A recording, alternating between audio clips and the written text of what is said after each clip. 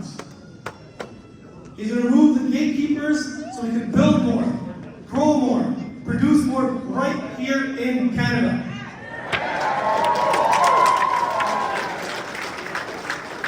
And friends, he's going to make sure he restores our respect for our farmers, because farmers feed our families.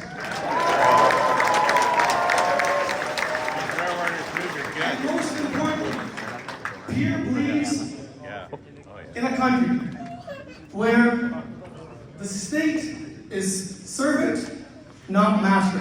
Where smaller government invites bigger citizens. So please, join me in giving a strong Oxford welcome to the next Prime Minister of Canada, Pierre Poilievre.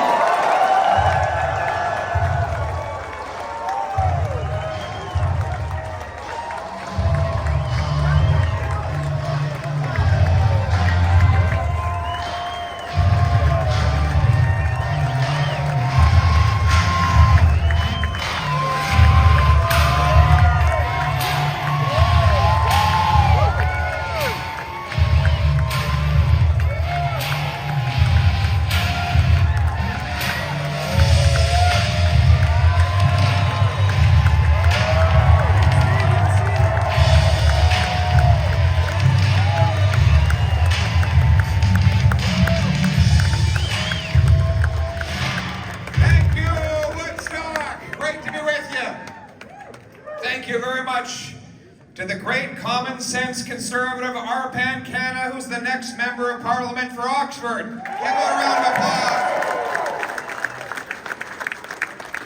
He's not the only common sense Conservative. We've got Ernie Hardeman here. We've got Leanne Rood, farmer, Member of Parliament, businesswoman. We've got the great prosecutor of liberal corruption and censorship. Larry Brock is here as well. Thank you very much. And we got a whole room full of common sense Conservatives. We're going to make common sense common again, aren't we?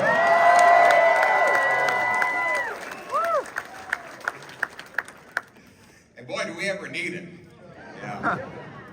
You see, the other day, Justin Trudeau, he was actually in Canada. He was visiting town from abroad, and he said that I need to wake up and get woke.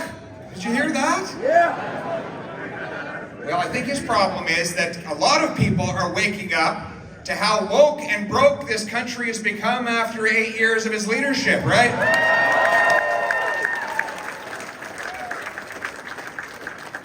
You know, I take it personally, because my story's a lot like Arpan's. Arpan comes from a modest, middle-class upbringing, had to work for everything he has. Started a business, built a family, is a law-abiding firearms owner, follows the law, not a criminal like Trudeau would have our hunters and professional sport shooters labeled. He's a decent person who has earned his place in this country and wants to serve his fellow citizens. My story is a lot like his. I was born to a teenage mom who was too young to raise me, put me up for adoption to two school teachers. They always taught me it didn't matter in Canada where you came from or who you knew.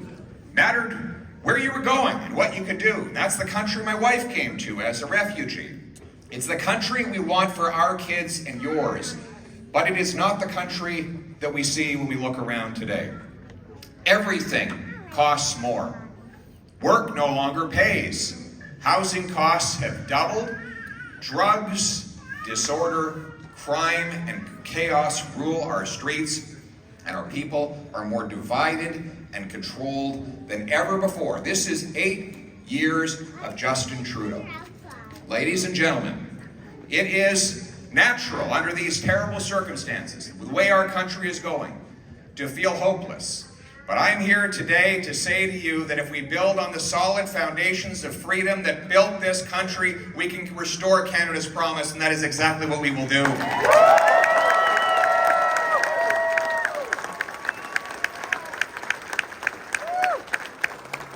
We're going to make this country work for the people who do the work. We're going to rely on the common sense of the common people united for our common home, and it starts by bringing home lower prices for our people. Let's discuss how we got into this mess in the first place, though, because it was entirely predictable. The government printed $400 billion of brand new cash, increased the money supply by 20%. And what had, that's right, to help us, right? Well, help is always the sunny side of control, isn't it? And so what happens when emperors, dictators, prime ministers, and presidents create more cash to pay for their out-of-control spending? The same thing that happened when his father was in power. More dollars bidding up fewer goods equals higher prices. You get 10 loaves of bread, and $10, it's $1 for each loaf. You double the number of dollars to 20, and you still have 10 loaves of bread. What do you know? All of a sudden, it's $2 for each loaf. All that spending is bidding up the cost of the goods we buy, and the interest we pay. The cost of government is driving up the cost of living. It is the same mistake that has been made thousands of years with exactly the same result. Just as the dog returns to its vomit and the sow returns to her mire, the burned fool's bandaged finger goes wobbling back to the fire, right? Same mistakes over and over and over again. And so, no wonder we're paying more for everything. It's great if you're rich. The super rich, the bankers, and the elites are better off because their assets inflate in value. But the working people see the purchasing power of their paychecks robbed from them, and it's a transfer of wealth from the have-nots to the have-yots. And so it is after 8 years of Trudeau. How are we going to turn it around?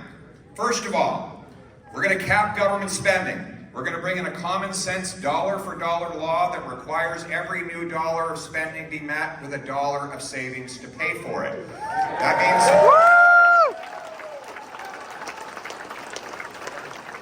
we're going to bring the same common-sense trade-offs that single mom has to make to manage her family budget. If she wants to spend more here, she spends less there. If she wants to get a new patio, she might skip the vacation, or better yet, she might get a deal on the vacation and then go get some used lumber in order to save on the patio and do both, but within the prescribed budget. Politicians, bureaucrats don't have to make those trade-offs because they're the only creatures in the universe that don't have to live with scarcity. They just push scarcity off onto everyone else with higher inflation, debt, and taxes. No more. The dollar-for-dollar law will force those trade-offs on the government. It will cap the cost of the state while the taxpayer and the economy catches up, because you've been pinching your pennies long enough. It's time for the government to start pinching its pennies too.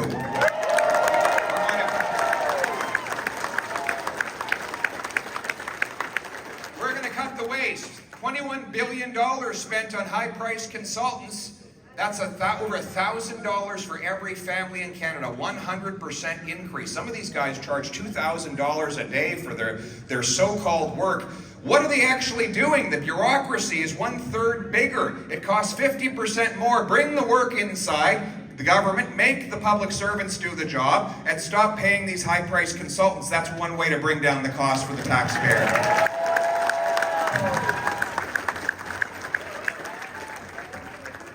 That will bring down the cost, we will balance the budget, but we will also axe the wasteful and ineffective carbon tax.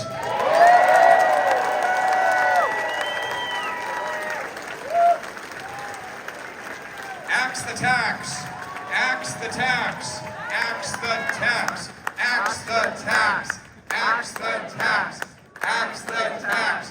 You believe it? Trudeau and the NDP want to raise this tax up to over 41 cents a litre, costing thousands of dollars in higher home heating and groceries. Everything that's shipped by truck will become more expensive. Meanwhile, he jets around the world, burning high-carbon jet fuel. He is a high-carbon hypocrite. So why doesn't he park the jet, stop the hypocrisy, and axe the tax? That would make some sense.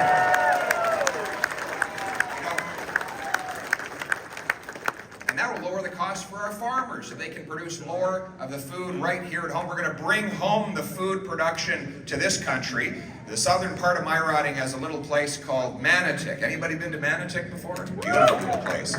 They have the little miracles of Manotick, tiny little tomatoes you can buy there. But unfortunately, Trudeau's charging a carbon tax on the CO2 that they release into the greenhouse, even though it's absorbed by the plant life. He missed that day in science class, right? And so it costs more money for a Manotick tomato in Manotick than for a Mexican tomato in Manotick. So Trudeau sends the price signal to the customer to buy the Mexican tomato, which had to be trucked and trained all the way from Mexico, burning diesel across North America. Why don't we stop importing food? We can grow our own. Let's axe the tax, lower the cost, and let our farmers feed us.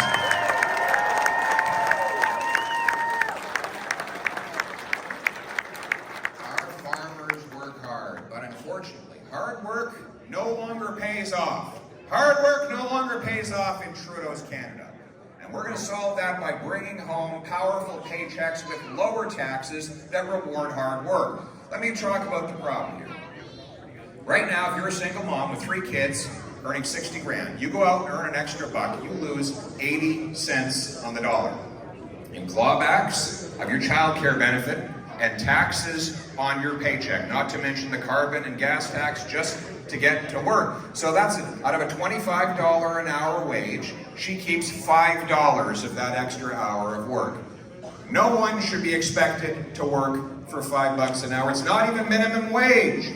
We've got to reform the tax and programs and cut taxes so that people bring home more of each dollar they earn, and hard work once again pays off in this country of ours.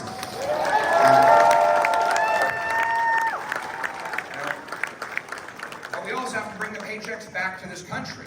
Instead of sending our jobs abroad, as Trudeau's been doing.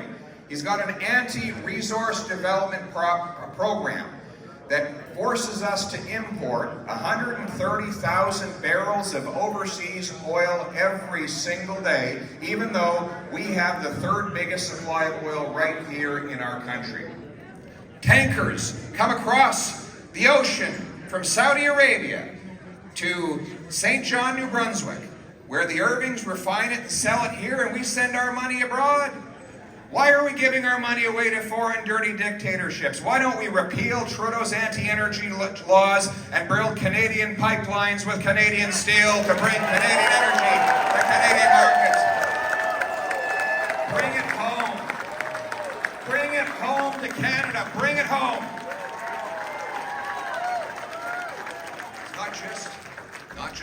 It's not just oil, it's natural gas. We've got 1,300 trillion cubic feet of natural gas right underneath our feet. The world needs it. Asia needs it to get off dirty coal. Europe needs it to get off dependence on Putin. Yet when Trudeau took office, there were 15 proposed LNG liquefaction plants. 0 have been completed. He says there's no business case. The Japanese Prime Minister and the German Chancellor came to Canada and said, we need your natural gas. He said, call the Kremlin. Putin will give you the gas you need. We'd rather stay poor, he says. He says there's no business case. Well, nobody told Qatar they more than doubled their gas production. Nobody told the Americans they built 7 plants. Nobody told the Germans they built an import terminal in 194 days from concept to completion. And yet in 8 years, we've not completed a single one here in Canada. Pierre Poilievre-led government will get the gatekeepers out of the way, approve natural gas liquefaction programs. We will get these projects built exclusively with private money so we can liquefy that gas, send it to Asia to close down Asian coal-fired plants, send it to Europe to break Europe's dependence on Putin, and turn dollars for dictators into paychecks for our people.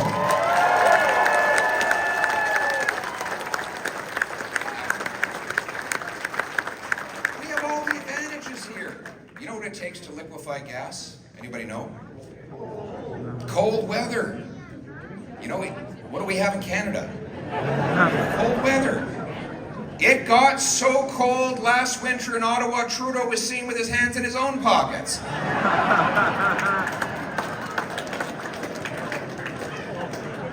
We've got to take advantage of our cold weather, right? Do something with it. And now he says he wants everybody driving electric cars, right? Now where is he going to get the lithium to go in those batteries? Of course, from China. Right, his favorite country in the whole world. Remember, he said he admires the basic Chinese communist dictatorship. So here's his great environmental plan. He wants to burn more coal in China to refine lithium and put it in batteries over here. Rather than using the stuff we have the 6th biggest supply of lithium on planet Earth, and yet we produced not a single tablespoon of the stuff in 2021. Why? Because it takes 25 years actually, to get a mine approved. And the one mine that is starting to become operational in Canada, well, he sold that mine to who? To China. You're starting to see a trend here, aren't you? So listen, instead of importing from dirty foreign dictatorships, we're going to speed up mining. We're going to speed up production. We're going to make the stuff in this country. We're going to turn these dollars for dictatorships into paychecks for our people. We're going to bring it home and bring it home for our country for a change, aren't we? Put our own people ahead of governments.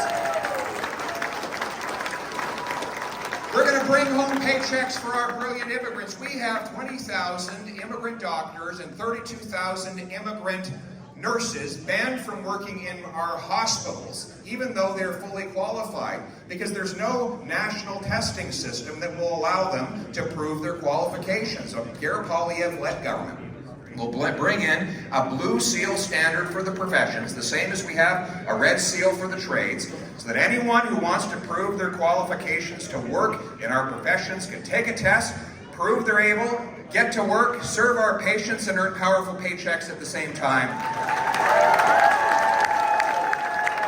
By the way, while we're at it, one way to get more nurses and doctors would be to get rid of all of these vaccine mandates across the country.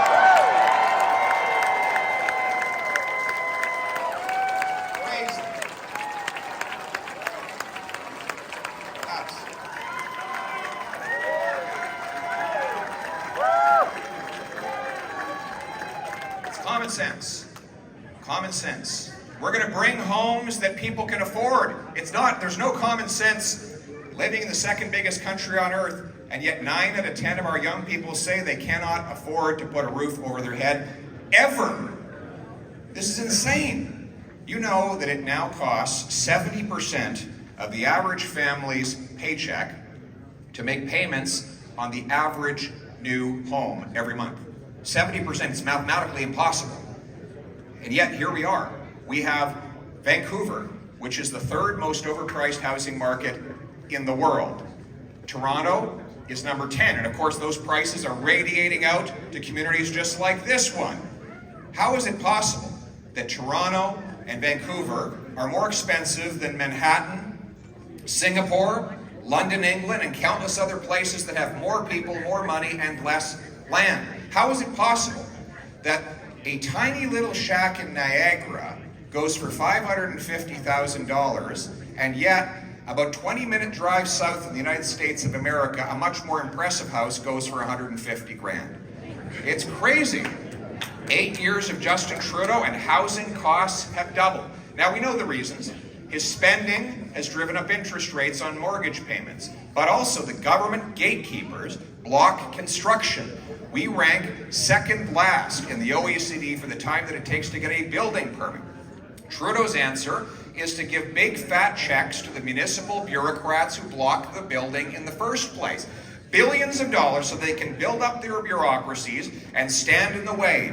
The cost of red tape and bureaucracy is $650,000 for every single home in Vancouver, about $350,000 for every house in Toronto, and that's why we have the fewest houses per capita in the G7, even though we have the most land to build on. So what's the solution? My common sense plan is to link the number of dollars the federal government gives to each city to the number of houses they allow to be built.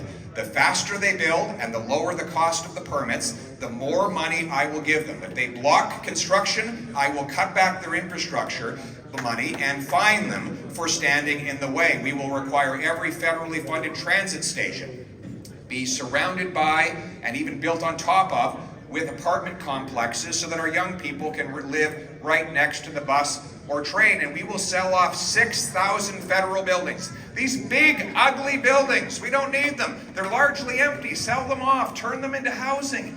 It's common sense, you know? Something? It warms my heart to think of the beautiful family pulling up in their U-Haul to their wonderful new home in the former headquarters of the CBC.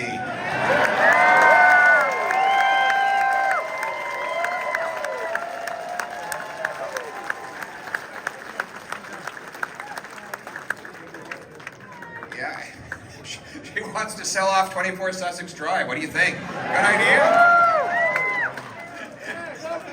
You know, that's an interesting suggestion.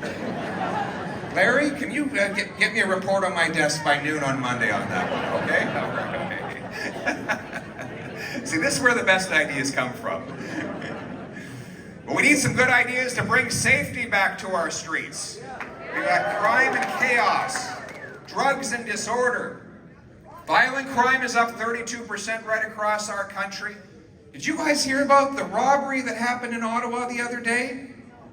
Robber walked up to a guy, pulled a gun, said, "Give me all your money."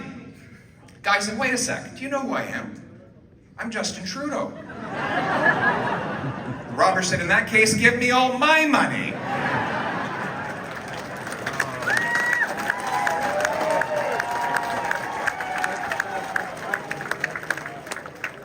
So Trudeau's policy is the following. He believes in bail and early parole for repeat violent offenders. They're arrested and released the very same day, right? They laugh at the police. They literally laugh at the police. And so the cops in this state, they literally arrest the same people 3 or 4 times in a day. In Vancouver, this is a fact, they arrested the same 40 people 6,000 times in a year. That's 150 arrests per criminal per year. If you take those 40 criminals off the street, you'd have 6,000 fewer people hit over the head with a baseball bat or stabbed at a transit station. And yet Trudeau releases them. And his priority, his solution, I asked him, what are you going to do with all the stabbings that are happening in our big city? He said he's going to ban hunting rifles. That's his solution. As though the Inuit hunter is responsible for the downtown shooting in Toronto. Give me a break. This guy has absolutely no common sense. He's completely disconnected from the reality. So here's my common sense plan on crime. 1, for repeat violent offenders, we will bring in jail, not bail. Jail, not bail.